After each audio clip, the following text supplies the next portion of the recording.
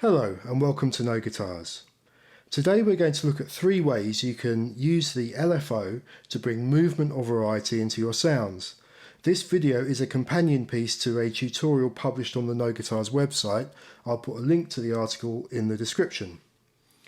So we're looking at the display of the Roland MC707 Groove Box. I've prepared 3 tracks, each with a different type of sound for these 3 examples. The first track I've prepared contains a bass sound. I'll just play it for you with no LFO applied so you can see what the dry sound sounds like. So we have a fairly standard, boring, chugging bass line. We can really bring some life and movement to this by applying the LFO.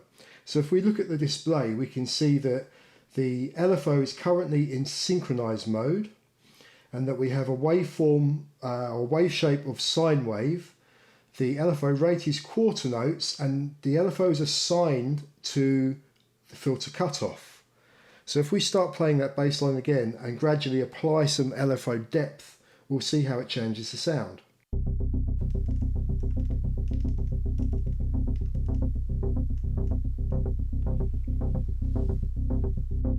So we can see here that applying a sine wave LFO brings this pulsing sound as the filter cutoff is opened and closed as the bass line progresses.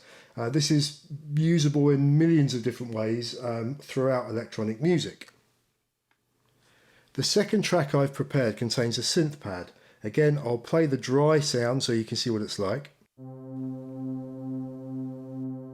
Very static, very boring flat sound.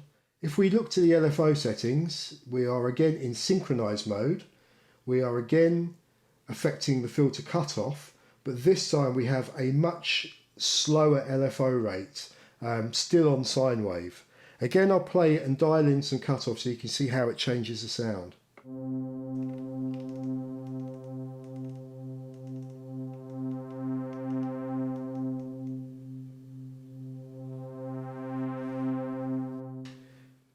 So you can see that the combination of a slow LFO rate along with a wave shape of sine wave brings a slowly evolving, pulsing sound that works brilliantly for pads. For our final example, I've prepared a synth arpeggio line. Again, I'll play the dry sound so you can see what it's like.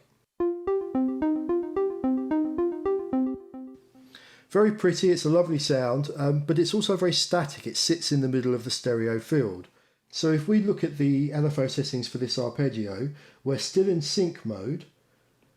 Our waveform is triangle and our LFO rate is quarter notes. However, instead of targeting the LFO at the filter cutoff, this time we're going to target it at pan. So I'll play the arpeggio and dial in some LFO and you can see the difference it will make. This is only going to work if you're listening through headphones or speakers.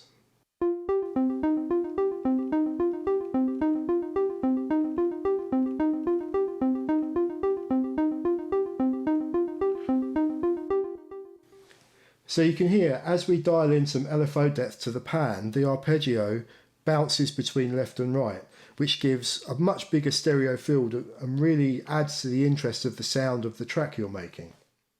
So that concludes our first aid tutorial on using the LFO. I hope you found that useful and thanks very much for watching.